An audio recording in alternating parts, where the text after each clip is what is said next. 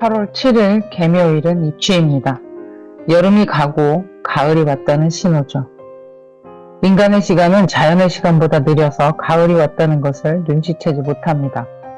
그래서 평소에 관찰해야 하고 느껴야 하고 알아채기를 해야 합니다. 지난 6월 경호월과 7월 신미월은 화급금의 시간들이었습니다. 어떠셨나요? 가장 완성된 모습의 어떤 것을 만들어내기 위한 여름날 여러분의 땀 흘린 모습이 말입니다. 입추를 기점으로 8월 임신월로 들어서게 됩니다. 천간의 임수, 지지의 신금, 금과 수기운이 초가을에 들어왔네요. 금생수가 생각이 납니다.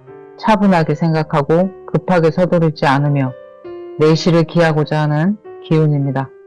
화급금에 바쁘고 들뜨고 급하고 조마조마한 불안감 대신에 금생수는 기운을 가라앉히고 천천히라고 외치는 그런 기운들입니다. 누군가 옆에서 빨리 좀 해, 빨리빨리 라고 조급함으로 재촉할 때 너는 떠들어라, 나는 내 페이스가 있다 라고 외칠 수 있는 게 금생수의 기운입니다. 아니, 조급한 게 뭔지 잘 모르고 익숙하지 않으니 안 하는 게 아니라 못하는 것일 수도 있습니다. 화급금이 다람쥐가 열심히 도토리를 주워서 담아놓는 것이라면 추운 겨울, 먹을거리를 저장해 놓는 마음이 바로 금생수의 마음입니다.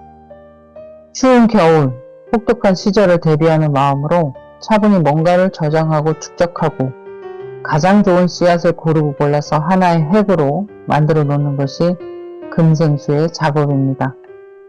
요즘 서울에 똘똘한 집 한 채를 마련하고자 하는 마음과 매우 닮아 있다고 볼 수 있습니다. 화급금의 시간에 전국 집값이 들썩이고 달아오르기 시작하더니 금생수의 시간에 이런 똘똘한 집 한 채로 전 재산과 기운을 모아두고자 하니 아이러니하고 신기한 모습입니다. 이번 8월 임신월과 9월 개유월에 금생수의 시간으로 힘든 시간을 준비하기 위한 알토란 같은 어떤 것을 잘 골라내고 저장하게 되면 10월 갑술월 목극토와 11월 을해월 수생목의 시간을 지나서 2025년 을사년 5월 신사월에 멋진 완성품이 보이지 않을까 싶습니다. 각 일간과 사주 구성에 따라 다른 이야기니 참고만 하시기 바랍니다. 2025년 을사년, 2026년 병오년, 2027년 정미년은 본격적인 화기운의 3년입니다. 이 화기운은 펼침과 활기의 시간이고 소비의 시간이기도 합니다.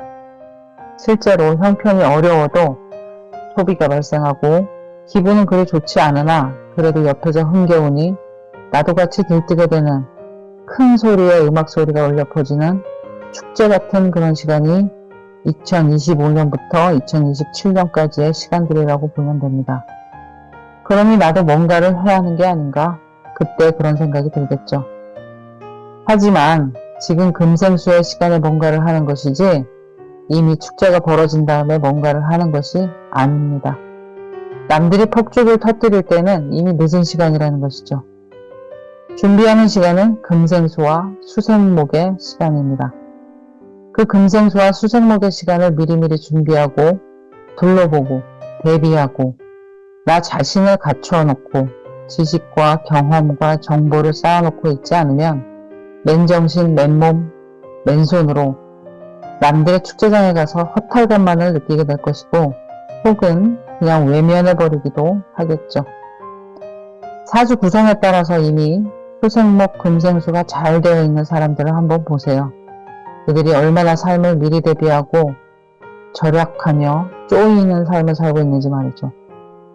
어떤 때는 덜덜 떨리는 불안감으로 옆에 사람까지 불안하게 만드는 그런 경우도 아주 흔합니다. 수기운은 그런 것이죠. 어두워서 앞이 안 보이는 것. 그래서 공포가 극에 달하는 것입니다. 그러니 미래를 저절로 대비할 수밖에 없는 그런 상황인 것입니다. 금과 수기운은 차가운 기운이고 어둡고 빛이 없는 상태입니다. 그저 낮은 포복으로 납작 엎드려서 무엇이 다가올지 모르는 깜깜한 상황에서 내가 할 수 있는 것에만 최선을 다하겠다라고 하는 것이 금생수 기운입니다. 작은 돈이라도 절약하고 검소함이 몸에 배어있고 좋지 못한 환경에서도 견디고 누가 뭐라고 옆에서 떠들어도 내 갈 길을 묵묵히 가는 그런 인자들이 수와 금의 기운입니다. 그 결과와 결실은 목생화를 거쳐서 화급금에서 발현됩니다.